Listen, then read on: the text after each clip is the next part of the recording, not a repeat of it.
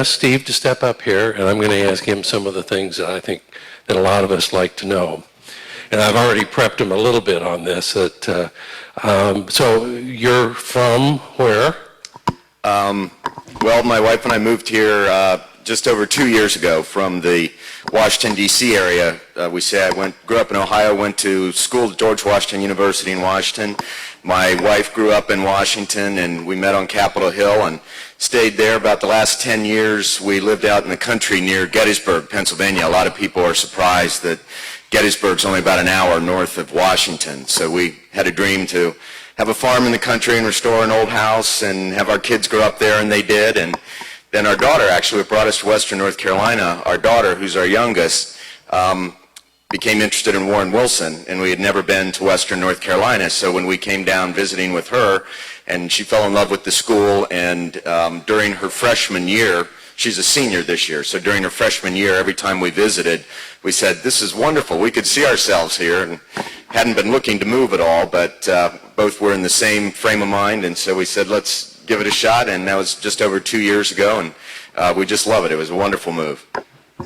Well, as you can see, it was difficult to pry all that information out of them.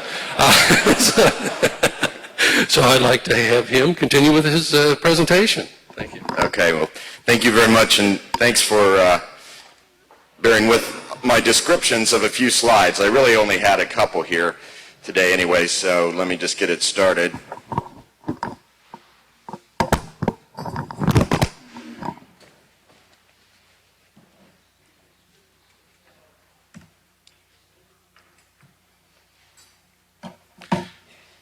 Okay, well, thank you again for inviting me here today. It feels very much at home. This is actually our home church, and see a number of familiar faces and good from our parish family here at Trinity Church. And one of the reasons why we've loved being here so much is we came right into a family right away, even though we didn't know many people in town at all or anybody other than our daughter, Warren Wilson. Trinity's made us feel very much at home, and so we love it very much here.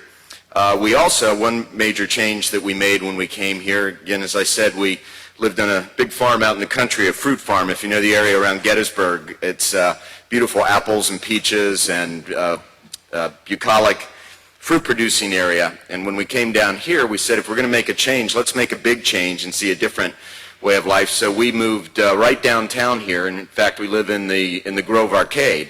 And we thought we would live there for about a year and then decide where we wanted to buy or build around the area and get the lay of the land. And we became so enamored with living downtown and in the Grove Arcade itself, with the community, and many of the merchants and shop owners and such there also live there. And a lot of people are surprised there's 40-some residences in the Grove Arcade.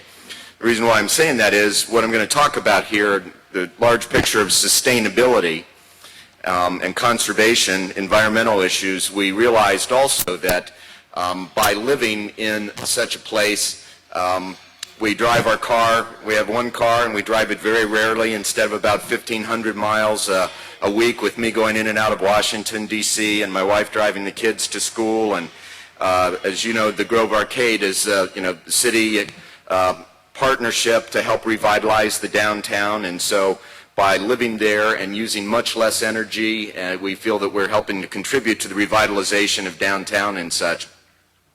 So anyway, it's been a wonderful time being here, and I have great admiration and respect for organizations like yours.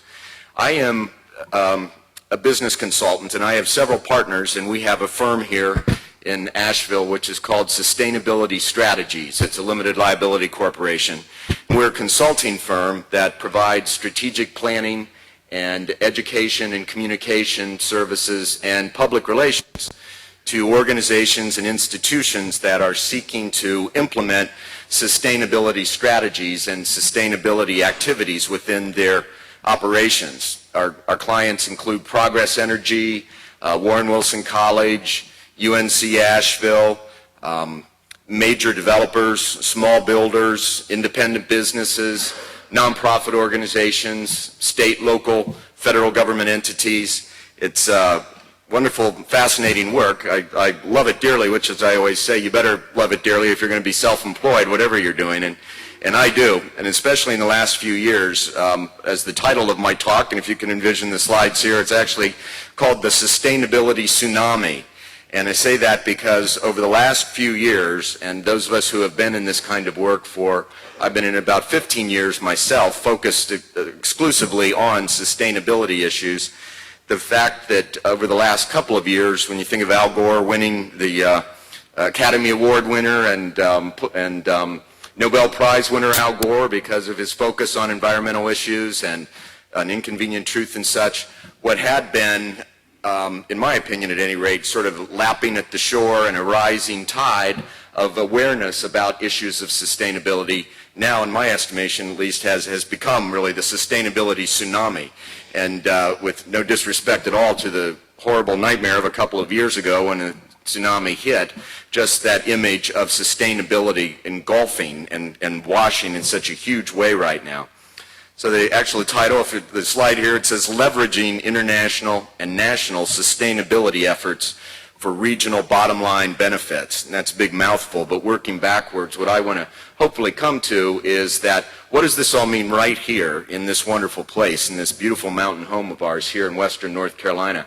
What all's going on internationally and what's happening on the national stage and all, what does that really mean to the bottom line benefits to this region? Very quickly, again, looking internationally, and I have a slide, it's got a nice globe on it, and says international, and has a date, and if you can picture a yellow dot on the left, and it says 1987, 20 years ago, the United Nations Brundtland Commission. And this was an effort of the United Nations 20 years ago, said this notion of sustainability, and first of all I should say sustainability, what the Brundtland Commission, they said that's a big word. Does that mean about environmental issues? Does that mean about taking care of people? What is that word? There's always a lot of discussion about it. So one of the things that the Brundtland Commission did was named after a former prime minister of a Scandinavian country, Gro Brundtland was his name. That commission said, we think that an understandable definition of sustainability is meeting the needs of the present without impacting the ability of future generations to meet their needs. So that was really the landmark. Again, that's becoming much better known in the United States, but still not nearly as much as elsewhere. Many of the focused issues of environmental responsibility and sustainability have been much more widely practiced and embraced outside the U.S. than in, historically over the last 20 years or so. And a lot of people take exception and umbrage with that, but I'm fortunate to do a lot of international work and have been, and in my estimation at least, and many others, that is the case. We tend to have sort of that chauvinistic notion that if we didn't dream it up here and export it, then it doesn't matter until we do that, but happily we are the recipients of many international efforts that have happened. In 1992, the Rio Earth Summit, Al Gore was vice president at that time and was heavily involved in that. That was the first major international gathering in Rio around sustainability issues. In 2002, 10 years later, in Johannesburg, South Africa, there was another gathering, worldwide gathering, and this is where the notion of international caps of carbon and such was first really seriously described or discussed. Also in 2002, the United Nations General Assembly passed a resolution that said we are going to declare an international decade of education for sustainable development. And as if you're aware of UN work, there are many, the year of this, the decade of that, clean water, education for all, women's issues. One of the ways that the United Nations helps shine a bright light on these efforts is by declaring a year or a 5-year period or a decade. So in 2002, the UN said, beginning in 2005, we will have an international decade of education for sustainable development and encourage all of the member states, as they call it, the nations which are members of the UN are called member states, encourage all the member states to get actively engaged in sustainability issues. From 2005, when the decade was launched, member states much more actively outside the U.S. than in, but got into action. The Kyoto Accords that you're aware of, I'm sure, about capping carbon emissions and such, and nations, most of the nations of the world signed it, the United States did not. They went into effect, and from 2005 forward, been very dramatic international strides in sustainability issues. Then this slide has a big American flag and an eagle to show that what's happening in the U.S. here. And for this one, I need to put my glasses on. In 1992, again under the Clinton administration, there actually was created the President's Council for Sustainable Development. In that administration, and at that point in time, it was determined that we would get into action in the U.S. very heavily on these. Then I have a timeline says 2000, everything grinds to a halt. In this current administration has not been as actively involved, but by some inaction formally through the political process, many other things have been happening on a local area, and I'll talk about that in a minute. In 2005, the United States Partnership for Sustainability Education was created, and I'm fortunate to serve as the chairman of the board of that partnership, which is headquartered in Washington. And what that partnership is doing nationally is helping, as we say, cross-sector communities get into action. Higher education, sustainability are huge issues, and we're blessed right here, say Warren Wilson College, of course, is an internationally known school for having always focused on sustainability and environmental issues and things. Higher ed at large, that's a very competitive aspect of higher education. The American Institute of Architects has a national program of Challenge 2030 in building all over the country through the training and development of architects. American Planning Association, the planning community, the National Association of Independent Schools, all sorts of organizations, alphabet soup of collective action, I call it, that in the last few years, communities, higher ed, K through 12, local communities of place have really gotten involved. State and regional initiatives and actions in response to federal inaction. Again, the fact that there were not federal laws being passed and that the last administration has not embraced this in the Congress in a large way.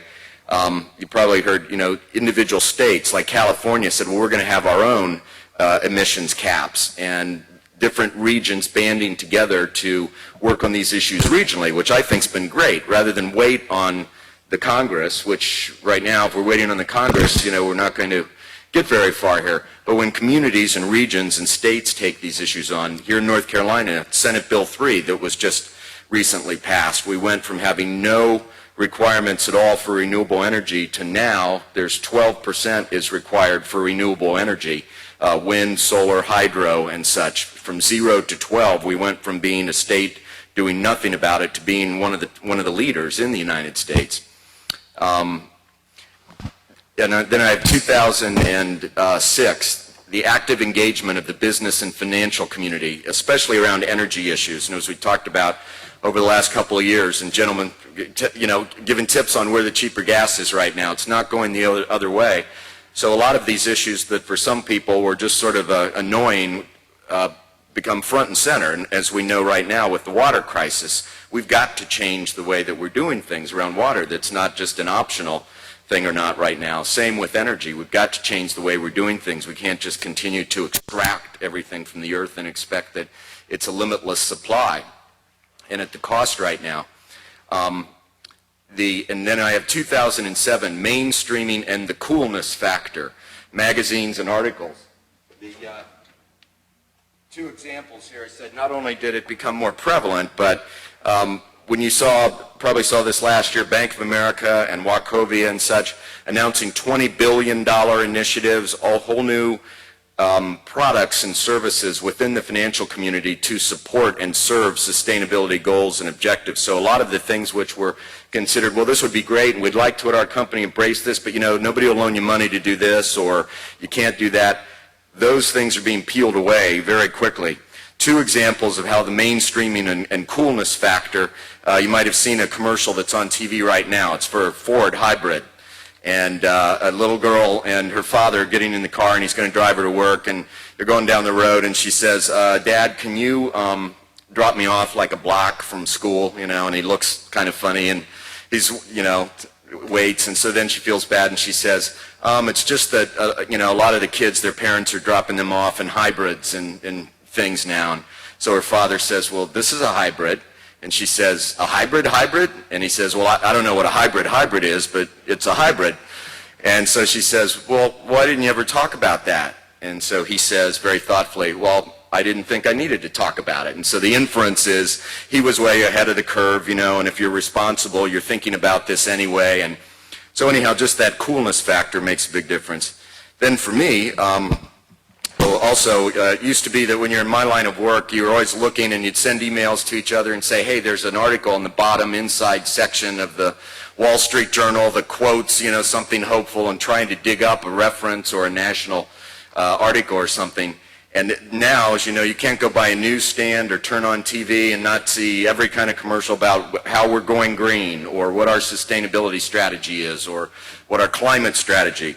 Like I said, we live in the Grove Arcade and we shop, try and shop very locally, and there's a wonderful little market down there and it has a great wine section. And so the other day when I went in, the monthly Wine Spectator magazine, which is always there for free, the whole cover of it is Wine Goes Green. So I said to my wife, now it's definitely mainstream, and it's even in the wine. And then also, on Friday, I was speaking to the French Broad Garden Club here, and a friend actually here from Trinity Church. She and her husband became good friends when we first moved here, and she very nicely would say, Steve, what is it you do exactly? You're traveling internationally, and you're in Washington a lot, and I'm trying to get a handle on what you really do, and I talk more about it, and climate change and all, and she's very polite, but could tell she wasn't quite getting it, and which is understandable. So she was elected as a representative from the local garden club to go to 2 years ago up to the national conference in Washington of all the garden clubs of America coming together, and they have their big conference. When she got back home, she was so excited, she called me on the phone and said, Steve, the Garden Clubs of America, we have a national position on global warming and climate change, and they have all of these things that the garden clubs are admonishing their members to do, and so for her, I always say that was her entry point. She loves gardening, she understands and believes in that. So for her, when the National Garden Club Association said, we understand this is real and here's how we can all get involved, that made sense to her in a different way. So helping people find the ways that make sense to them to get involved. Right here regionally, Western North Carolina, you hear many people refer to it as the sustainability capital, myself included. My email taglines, it's Steve Cochran, Sustainability Strategies, Asheville, North Carolina, the sustainability capital. People say, how's that? Well, because as the program had said today, this is an area which is really starting to lead the nation in energy alternatives. Wind and solar, hydro, biofuels, some of the companies here, FLS, which stands for Forward Looking Systems, Alternative Energy Systems, Sundance Power Systems, Blue Ridge Biofuels, Appalachian Energy. This area, some of these organizations that had been considered sort of fringe and interesting but on the side are coming front and center, and we are being regarded very much as an incubator for alternative energy sources. The Hub Alliance, I'm privileged to serve on the board of the Hub Alliance, which is the Buncombe County and Asheville, the Sustainable Economic, Community, and Cultural Development Organization to help focus on the cultural and economic development of the area around those things which we are known for here. Body, mind, spirit integration, healthcare. This has always been a place of rejuvenation and tourism and such. So the Hub Alliance has very much embraced this. The Sustainability Alliance of the Mountains, it's called SAM, which is sort of a big switchboard where we help the colleges and universities, private industry, the Biltmore Company, Mission Hospital, all the largest employers working on sustainability issues. What SAM does is just sort of help connect and cross-connect those organizations, different levels of government. NEMAC, which is the National Environmental Modeling and Climate Center here because of all of the climate data which exists here. And in this area, again, organizational policies and plans and consumer demand, the expectations of the place. Everyone knows this is a very special place. People care deeply about the mountains and the heritage and protecting the land. Again, regional efforts here, the city council actions. The city council has declared that all new city building will be gold LEED certified. You all were probably following at least some of the controversy around the new Ellington, the new hotel and condo building downtown, and the new green features, and being insistent as a community that for those kinds of developments or for development, these are the standards that we as a community want. here. For gold, LEED stands for Leadership in Energy and Environmental Design, and it's the national standard for green building. Warren Wilson College, I mentioned, UNC Asheville, Brevard, lots of schools have embraced this in a big way and are working with each other. And then very diverse efforts and ownership in business and government and nonprofits. Everything around here from tourism to our dry cleaners we go to, they have a climate policy right in there and how they are using chemicals which are much less non-toxic and addressing what it is they do. One of our clients is a big moving company, moving and storage company, and they said all of a sudden, gosh, all we do is run trucks and stuff, and could we convert our trucks to biodiesel and use fuel from right here? Can we train our drivers differently? Can we talk about hybrids, from lawn care to hospitality to education? The bottom line really is leveraging what heretofore has been perceived as risky business, or like, yeah, we'd like to get into that, once we really have a lot of money in the bank and all. Now it's not an option anymore, and what was perceived as a risk before are actually opportunities. So bringing this all to a close here, and I said looking at all of this for regional bottom line benefits, and if we say that, we have to ask ourselves first, what are our bottom lines? And we have many, I know for myself. The bottom line with our families. We say the bottom line is safety, security, and nobody has to tell us, well, maybe, or we say this might be optional. If I can work it out, I'll try and take care of my family. And I'll say the bottom line is I'm going to do anything I can, for my family's safety and security and such. But in general, I say whatever you sell, service, move, recruit, teach, advocate for. Civitan has a bottom line of citizenship and engagement. I was looking at your principles and such. It's very clearly spelled out what the bottom line of Civitan is. Move, teach, recruit, advocate for, aspire to, engage in, serve the mission of, et cetera, is your bottom line. So again, how many bottom lines do we all serve? Like I said, our faith community, our business community, our school communities, all the ways that we are influential and have the opportunity to help foster sustainability, foster change, the intersection of economic prosperity, social responsibility, and environmental stewardship. Never mind the economic, social, or environmental. If we say we have bottom lines of prosperity, responsibility, and stewardship, that's a pretty good way to live, I think. We must look for and understand how to turn those risks into opportunities and benefits in respect for and stewardship of our unique mountain home. So finally, say the sustainability tsunami, if you picture, what that does, the tsunami can either engulf, overwhelm, and drown us. Unfortunately, we know that can happen, or it can lift us and move us quickly to a higher place and take us farther than we ever thought was possible. And the final slide has a beautiful kind of sunset over water, if you can picture it, and it says, that's our leadership choice. So those are the choices that we all make, and in embracing or understanding and saying we are going to make our community an even better place, and say back to the beginning, meet the needs of the present without impacting the ability of future generations to meet their own needs, then that's a pretty good way to live, I think. So again, thank you very much for inviting me here today. I'd be happy to take a question or two. I've got cards or follow up, and again, this is our home parish, so we're happy to, I'm happy to see some of the good things that happen during the week here when I'm not here on Sunday morning. So thanks very much.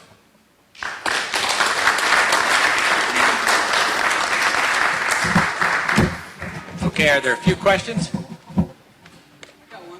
Got a question back here. Steve?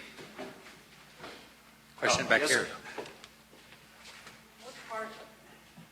What do you think the future of nuclear energy is with respect to greenhouse gases?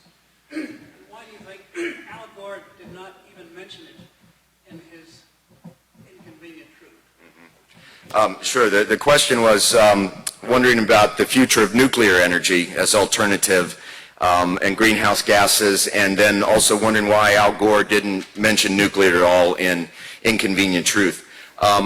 My own attitude toward nuclear and towards alternative energies at large is there's, and lots of trite phrases, there's no silver bullet, et cetera, and I agree completely. It's very dramatic if we were going to use solar, and if we would say, let's cover every square inch of North Carolina, not just West North, all of North Carolina with solar panels.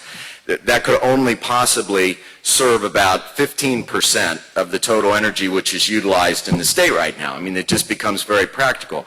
But there are certain areas where solar use can be almost all day, every day. Certain parts of the country, certain parts of the state. Hydro, the same. Wind, here we don't want windmills and turbines on top of the ridges probably because of ridge laws, but there's a lot of places that could. So among the portfolio of alternatives, nuclear is dangerous in ways, and knowing what to do with the spent material and such. There are pros and cons to it. Right now in France, it's about 86% of all power in the nation of France has been nuclear. People who travel throughout Europe know that nuclear is the primary source over there, and certainly there have been some accidents and such, but in the big picture, my own feeling is that nuclear is not a bad word, and that in conjunction with others, not exclusively by any means. Why Al Gore didn't mention it, and with greenhouse gases, there aren't any. That's what, one thing about nuclear is the water, the huge amounts of water, and as we're all learning right now, I mean, water is one of the biggest components of energy. So whenever we talk about alternative energy and such, it's not like electric and water over here. Water is just enormous component of energy. So nuclear does take huge amounts of water, but that when you see that steam coming up, that's what it is water vapor. There are zero CO2 emissions. I don't know why Al didn't mention it, except that it's pretty controversial, a few years ago especially, whenever somebody would say nuclear again as alternatives, a lot of people were very up in arms. Now when we see just what a crisis we're in, I think more of us are saying, let's look at this as, some balanced alternatives. Yes, sir. My grandmother could be 97 in 3 weeks, and she and my grandfather always exemplified to me concern for the next generation and the next. She has 4 great-grandchildren, 2 of whom are my children. And so I was really pleased to hear you mention that as a focus of how we make economic and social choices as to what we're going to develop, how that's going to affect our employment here, not just over in Saudi Arabia and other places in the world. And the fact that Blue Ridge Biofuels that you mentioned, I've been running a diesel Volkswagen for 2 years on biodiesel. So during the summertime when I'm running 99% biodiesel, effectively I'm only using the fuel that is generated here locally, collected from restaurants. And those types of things, if they are what we're doing more of, and we're doing less of the things that are polluting and creating health effects that create more demand for emergency rooms at the hospital, I think we can choose to have a better future for our children. We can also ignore all of those things and continue to do more things that are going to be lowering the quality of life that we ourselves have enjoyed during our lifetimes. We've been very blessed. Thank you for that personal witnessing. I mean, that's what it's all about, is the kind of choices we make. And then, as a friend of mine says, a phrase I really like, especially when we learn out loud, those things we're finding out, and we say we saved a lot of energy, or gosh, we found out this really didn't work, or I don't know anything about this stuff, but I know we're in serious trouble and I want to learn more, and that kind of opening up and sharing with each other. Generations in the future, too. I'm sure a lot of people here have heard the wonderful Native American point of view. It used to be the 7th generation, that when councils were held and such and major decisions made, it was always looked at that, what would the impact of that decision have on the 7th generation, not just on ourselves right now or the next generation or our grandchildren even, but what impact would that have on the 7th generation?